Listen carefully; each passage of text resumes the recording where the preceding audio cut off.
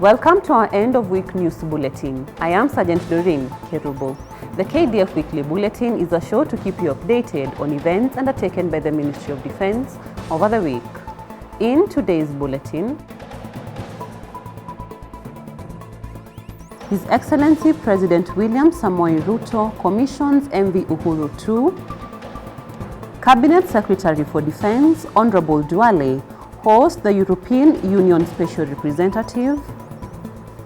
Principal Secretary Patrick Mariru hosts Italian Space Agency President for bilateral deliberation. Deputy Commander Kenya Army visits troops scheduled for peacekeeping operation in the Democratic Republic of Congo. Defense Forces Medical Insurance Scheme holds medical camp for retiring and retired Kenya Defense Forces personnel. And in sports, Defense Forces football refereeing course comes to a close at Moi Air Base.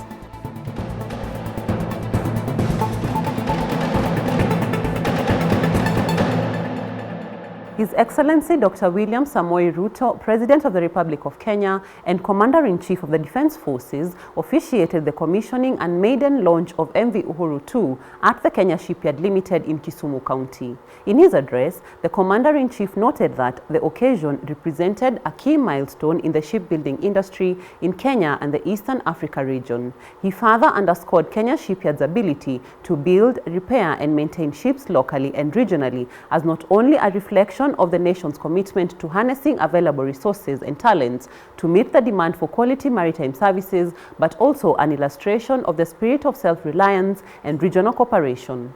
The Managing Director, Kenya Shipyards Limited, Major General Paul Otieno, echoed the President's sentiments, adding how the vessel, which had been constructed from scratch by KSL personnel in conjunction with Ms. Damen Gorinchem from the Netherlands, was envisioned some time after the successful rehabilitation of MV Uhuru 1 in 2019. The construction of MV Uhuru 2 represents a monumental stride in harnessing our industrial potential to bolster national economic growth and development. By choosing to build this vessel at Kisumu Shipyard, a substantial portion of the construction cost remained within the Kenyan economy. Moreover, the project generated over 4,000 direct and indirect job opportunities during the construction phase. MV Uhuru 2 is capable of transporting 1,063 tons of cargo and is optimized for transportation of petroleum oil products as well as bulk dry cargo such as cereals, fertilizers, sugar and seeds. The vessel is fitted with modern and efficient engines and has a cruising speed of 14 knots. Compared to MV Uhuru 1, the sailing time to Jinja from Kisumu is estimated to have been reduced by 4 hours. Construction of MV Uhuru 2 was completed within 24 months, 12 months ahead of the normal 36 that it ordinarily takes to complete a project of such scale. That the Kenya Shipyards is emerging as a center of shipbuilding and maritime excellence and is poised to become Kenya's strategic anchor in the development of our blue economy and all the resources associated with it. This event is therefore important as a critical component of the national agenda to catalyze the growth of the blue economy by channeling technology as well as local and foreign direct investment into a diverse industrial ecosystem with distinct clusters assembled around shipbuilding. To the extent that our bottom-up economic transformation agenda recognizes the blue economy as a vital component of a sustainable national economic growth strategy, shipbuilding occupies an essential place in national development.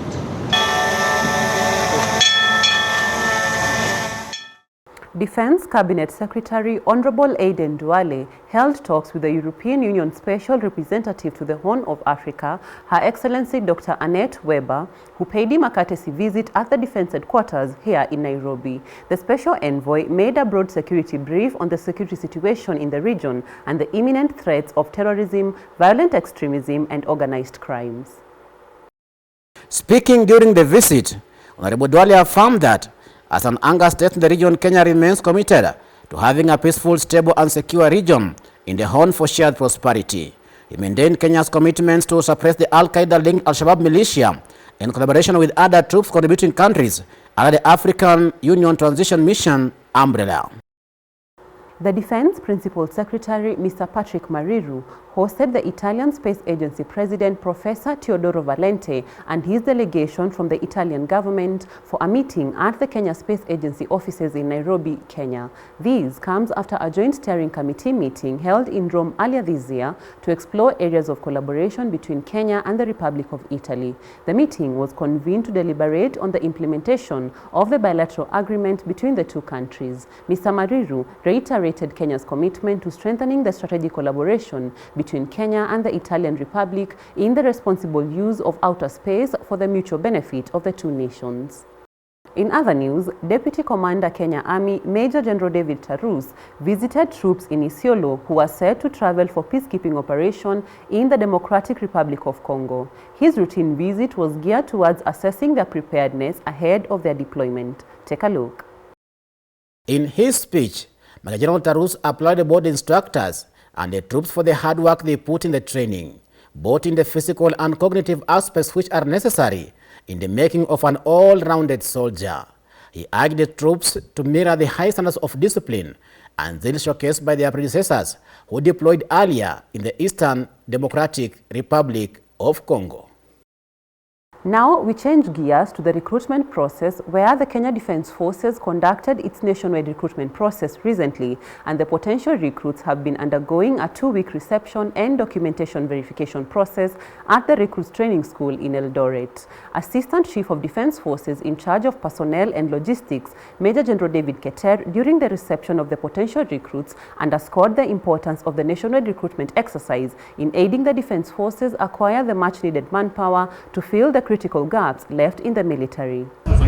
The national recruitment exercise that we are doing is going to help Kenya Defence Forces in filling the critical gaps in manpower that we desire. Recruits Training School Commandant Brigadier John Kipia appreciated the recruits' positive spirit during the selection process and observed that the training would not be rosy. Thus, they needed to develop both physical and mental stamina to withstand the challenges associated with the rigorous training. They have demonstrated, very positive attitude towards this exercise, and we want to appreciate them at that point. My message to them is that it's not going to be rosy. They need to prepare themselves both mentally and physically so that they are able to withstand the challenges that come with the training. While narrating her recruitment process, recruit Nancy Akiru from Turkana South congratulated the Kenya Defence Forces for providing all Kenyans an equal and fair opportunity to participate in the nationwide recruitment and ensuring that only recruits who exhibited the best qualities and capabilities were selected. I'll say I'm actually ready, physically, emotionally, and spiritually ready to learn and develop my skills in order to serve the Republic of Kenya. Moving on, Brigadier Alfred Matambo, Force Intervention Brigade Commander, paid a significant visit to the Kenya Quick Reaction Force deployed under the United Nations Stabilization Mission in the Democratic Republic of Congo at Beni. The visit underscores the critical role played by international peacekeepers in promoting stability and security in the troubled region. The Democratic Republic of Congo, particularly the volatile eastern provinces, has been plagued by a long-standing conflict characterized by militia activities, inter-ethnic violence, and illicit exploitation of natural resources.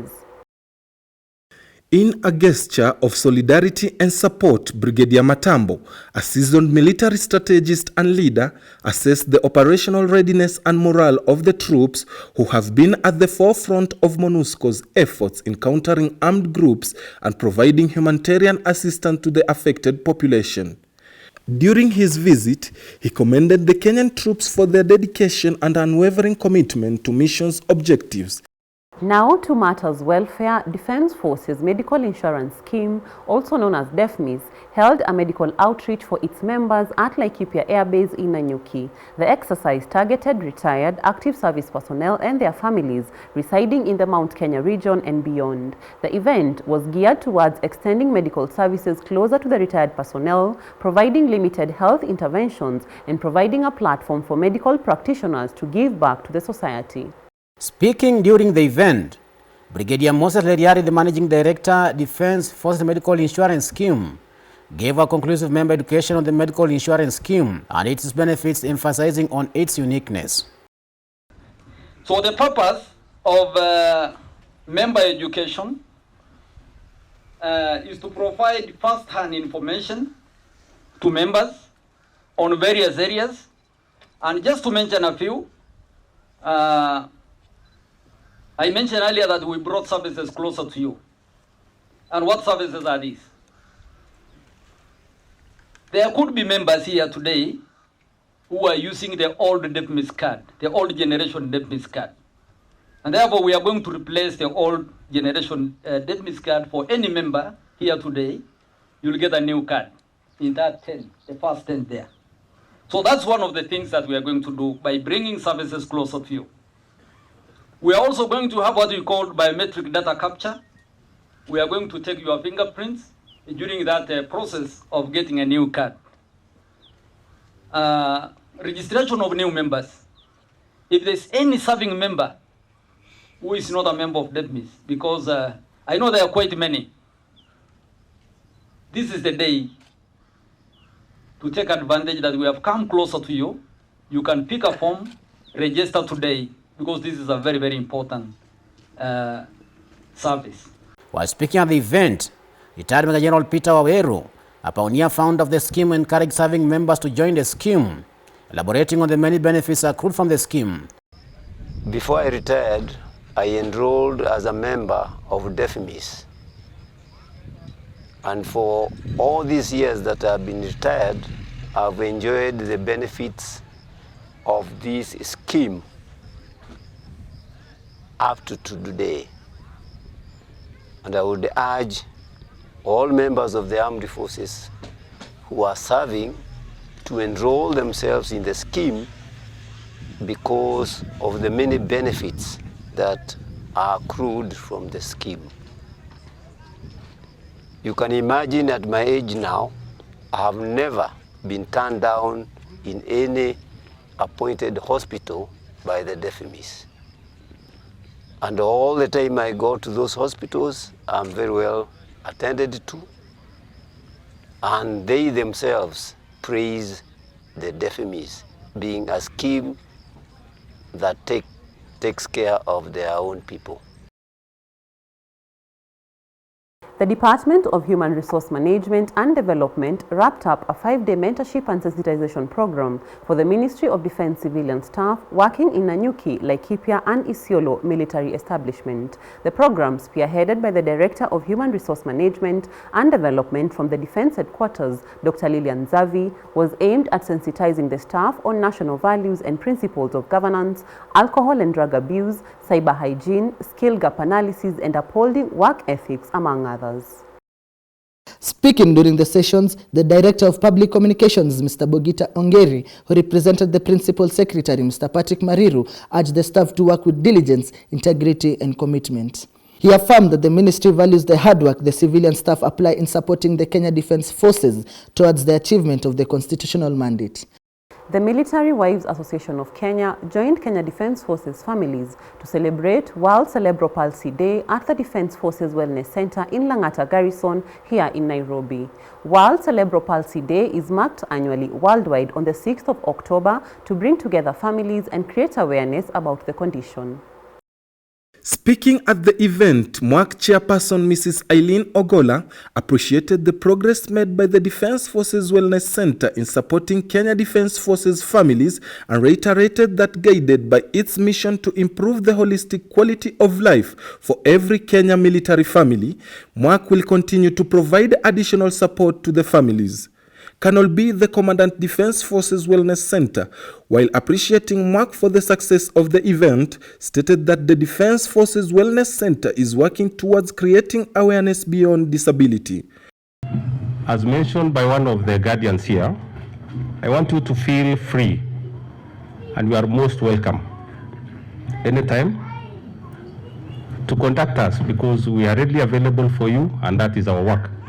Even if it is over the weekends, public holidays, and you have an issue with us, or you have an issue with your child, you are free to call us. We have a line that is manned on 24/7, that is 24 hours in a day.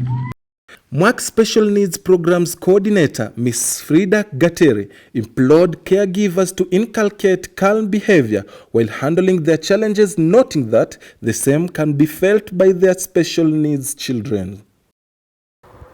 In other news, Colonel Anthony Maina led troops from the Kenya Army Corps of Aviation in conducting various civil-military cooperation activities in Embakasi Garrison Primary School, Embakasi Garrison Secondary School, and Kayole Primary School located at Embakasi in Nairobi. The CIMIC initiative included the distribution of sports kits and sanitary towels to the students, and finally a friendly sports match held between Embakasi Garrison Primary and Kayole Primary School, with both teams rocking sports kits branded KDF Day 2023 to highlight the upcoming KDF Day celebration. The drive was geared towards fostering better relations with the students, building confidence, and instilling within the soldier a sense of giving back to the society around them. And now crossing borders into Somalia, the Kenyan contingent operating in the African Union Transition Mission in Somalia from Sector 2 in Doble collaborated with the Doble community-based organization to commemorate the International Day of the Girl Child. Their focus was on educating female students at Doble Primary School about menstrual health and hygiene, mental health and substance abuse during the awareness campaign held on Wednesday in Doble town. Speaking during the event, Major Ruth Omedi, the Sector 2 Gender Officer, emphasized on the significance of educating the girl child on hygiene, mental health and substance abuse, highlighting the importance of the rights of the girl child in the process of growing up. Doble District Women's Association member Mrs. Naim Mohammed expressed satisfaction in how Kenya Defence Forces troops have shown consistent effort in educating the girls at a timely hour.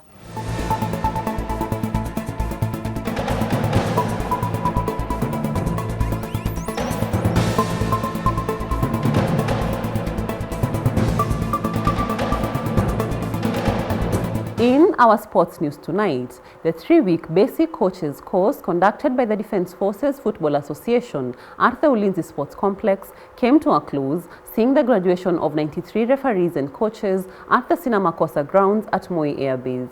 The exercise, sponsored by the Football Kenya Federation, equipped the 93 trainees with skills in basic and advanced refereeing, assessment interpretation, and application of football rules. Speaking to the graduates, Major Marvin Odindo congratulated the team and sponsor and encouraged them to nurture talent and diligently deliver their duties. As we wind up our news bulletin tonight, we wish to encourage you to follow our live coverage of the KDF Day to be held tomorrow from 10 a.m. at Embakasi Garrison on our YouTube channel and KBC television station. The event will be graced by His Excellency President Dr. William Samoei Ruto, President of the Republic of Kenya and Commander-in-Chief of the Defence Forces.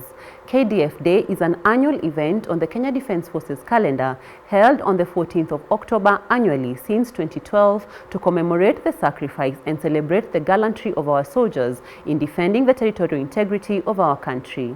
Thank you so much for watching. We look forward to your feedback via our official social media handles and your viewership next Friday for the KDF Weekly Bulletin. I am Sergeant Doreen Kerubu. God bless.